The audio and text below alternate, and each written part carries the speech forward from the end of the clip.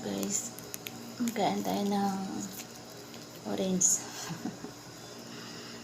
Maraming binili si Abuya kasi lahat kami dito inuubos, inisipon na. Pati ako nahawa na. Lakas ng mga virus nila.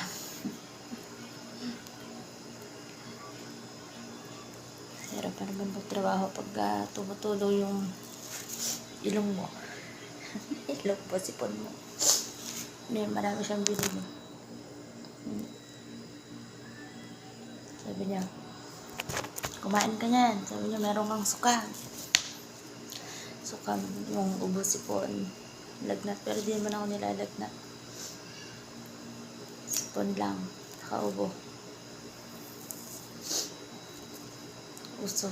Uso yata dito sa bahay na to.